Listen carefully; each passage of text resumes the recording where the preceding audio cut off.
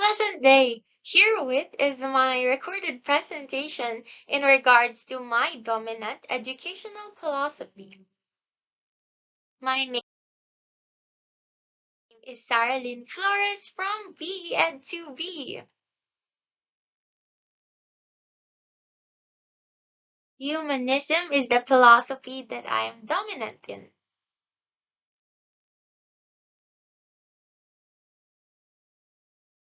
Here's my self-assessment that proves my compatibility with humanism as a philosophy.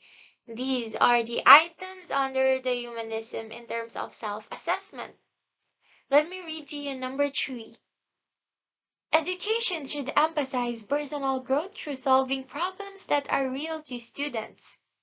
I strongly agree since nurturing the personal growth of a learner is far more effective when the problems that are presented are relatable, wherein its solutions can be potentially applied in their situations.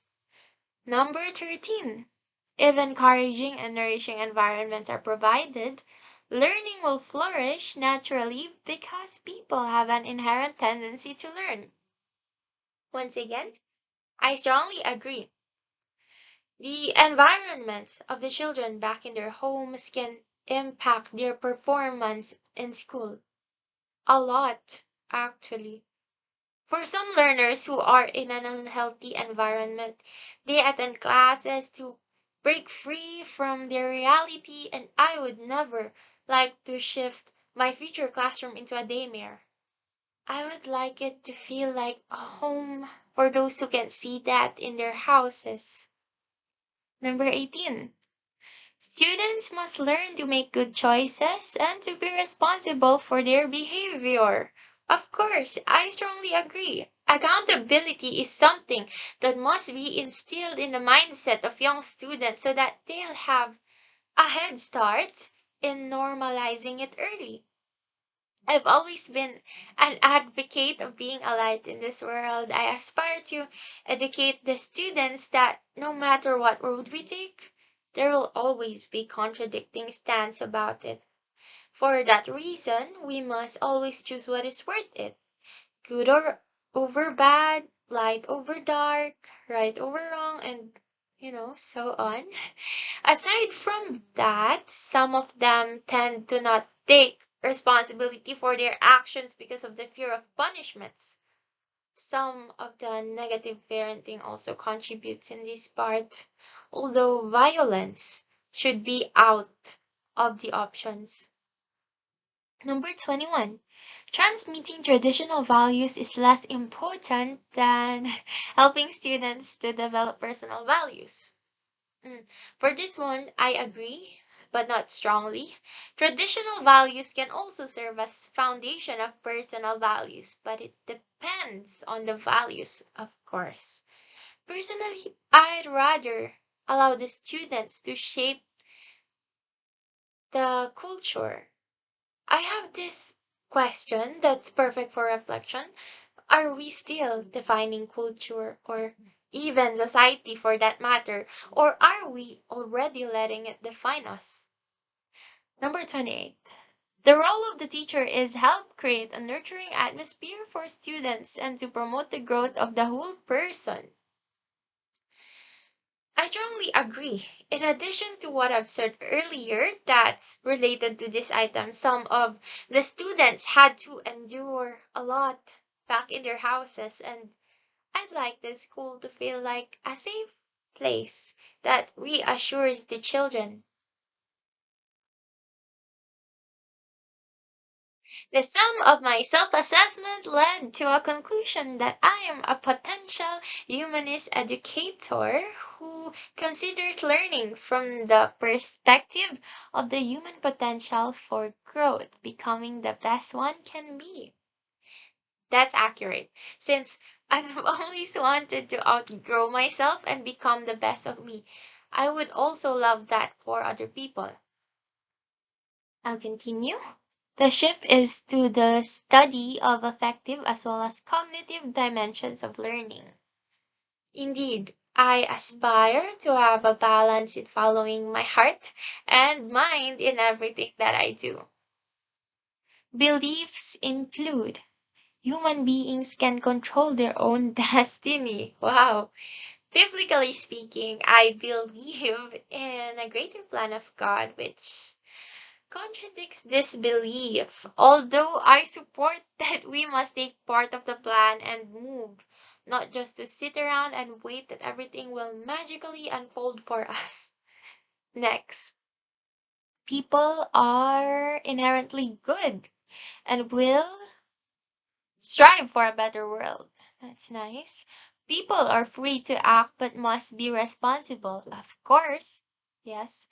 Behavior is the consequence of human choice, and people possess unlimited potential for growth and development. I second the statements I've read. Last but not the least, there is a natural tendency for people to learn, which will flourish if nourishing, encouraging environments are provided. That is true. We must choose our constant well, such as who we surround ourselves with, but sometimes we don't really have a choice if it's our family, perhaps our friends. We should avoid unhealthy people that bring us down or who are bad influence.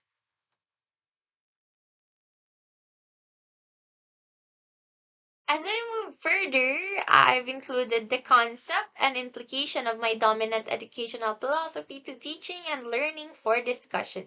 Here are the five basic principles of humanistic education. Firstly, students' learning should be self-directed. They should figure out how to discern between options and situations, then make their own decisions. Secondly, schools should produce students who want to know, who want and know rather, how to learn. It's about the will. We can't just force our help to people who doesn't want to help themselves, to be honest. Thirdly, the only form of meaningful evaluation is self-evaluation. Evaluation. I'd like to contradict a little because there are a lot of ways to provide a meaningful evaluation. Although, what should matter the most is our opinion about ourselves, which is why I'd also like to wholeheartedly agree about this one because the society already did a lot of defining about everything. We must hold our own pen and write our own stories. Fourthly, feelings as well as knowledge are important in the learning process. I appreciate how this philosophy is student centered that cares about the feelings of the learners. It's meant to be acknowledged as much as the knowledge, and it's saddening how emotions are typically neglected. Fifthly, students learn best in a non-threatening environment. Yes, out of love, not out of fear.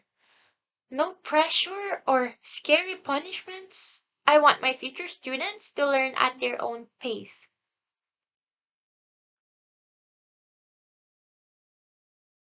Let's move forward to the implication for instruction.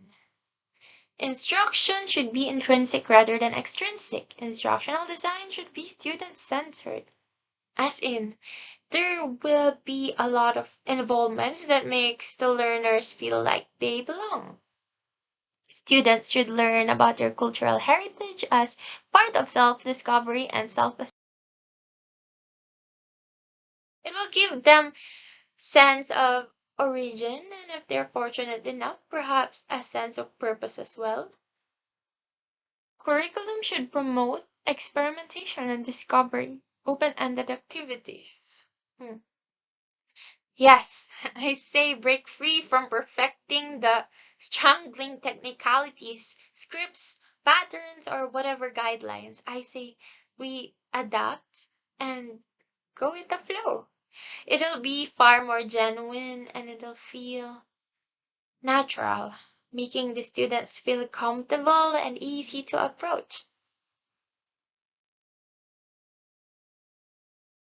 Curriculum should be designed to solicit students' personal knowledge and experience. This shows they are valuable contributors to a non-threatening and participatory educational environment. Learned knowledge should be valuable and appropriate to the student's immediate needs, goals, and values. Because if it's not, it's more likely to be quickly forgotten. It'll be a waste of time and effort. Students should be part of the evaluation process in determining learning's worth to their self-actualization. Of course, they should. Traditional assessments are doleful, and I quote, test items are not real problems. Right answers are not necessarily indicators of critical thinking. I prefer the authentic and formative types of assessment. Next, instructional design should facilitate learning by discovery. Yes, it's meaningful when they find it out for themselves and it somehow remains in the memory longer. Objectives should be designed to students, so students rather have to assign value to learned ideas, mores, and concepts. Agreed.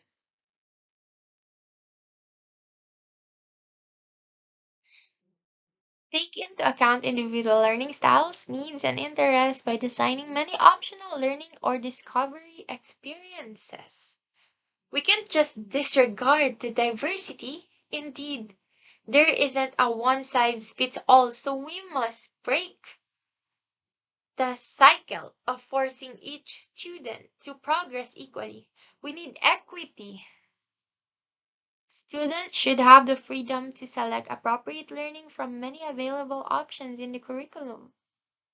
Yes, freedom of choice. Next, allow students input in instructional objectives. True. They can always just, say yes. They may also suggest. Lastly, instruction should facilitate personal growth. That's right. I strongly agree.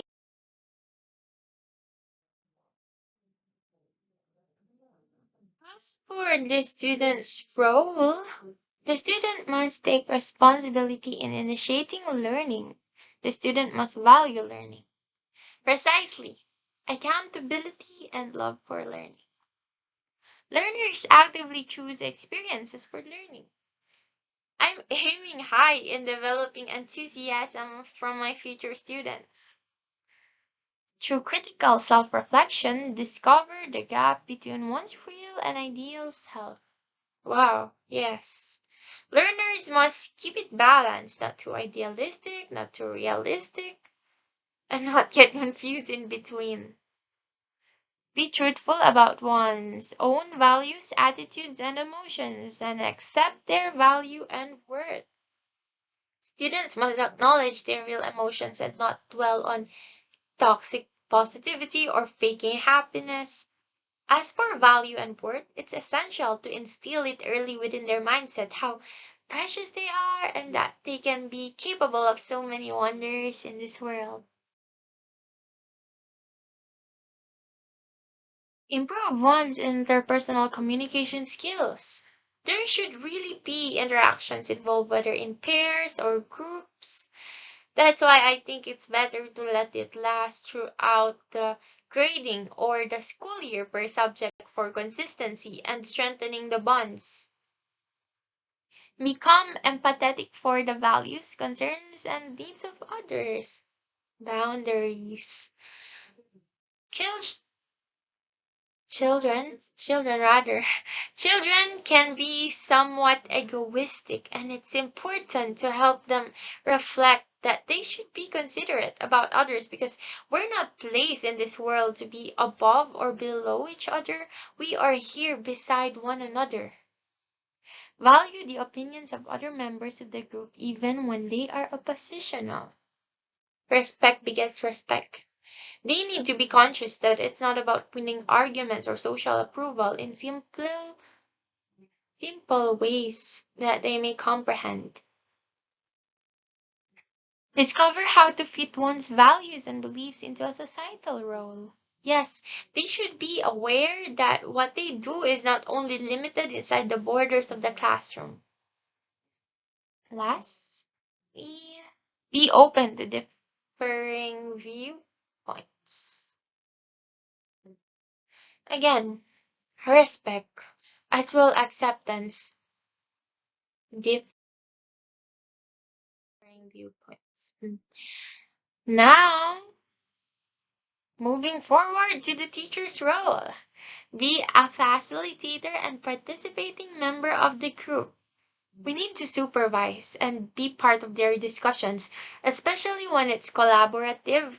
We must assure that everyone's partaking a part and involving themselves. Next, accept and value students as viable members of society.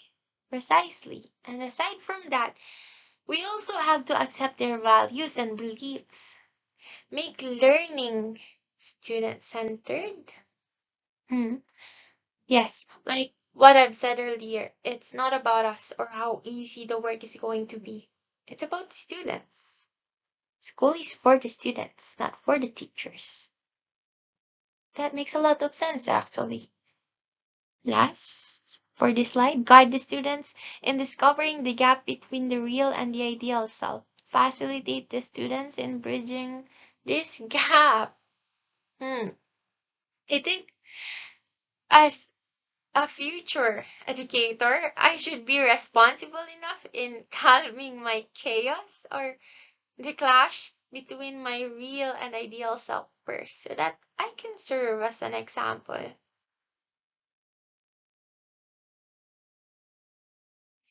Maximize individualized instruction. Yes, I'll be diving into diversity. It will help the learners appreciate and become more of themselves without having to compare with other students. Next, to facilitate independent learning, give students the opportunity to learn on their own, promote open-ended learning and discovery. Yes, sometimes the best way that we can help is to stop assisting them. Let's limit the scaffolding if it's not necessary. Allow them to figure it out. Then independency and self-reliance will come in. And we're down to the last one. Promote creativity, insight, and initiative. Indeed, they must be guided in exerting themselves more in different ways. It's great to remind them of their own capability and build their own foundation of self-esteem, which can boost their motivation in giving their best in every single aspect. Oh, and there's the reference of the additional content in my slides that tackles about the concepts and implications regarding my dominant philosophy, humanism. And I would officially like to declare that it's everything. That's all. Thank you so much.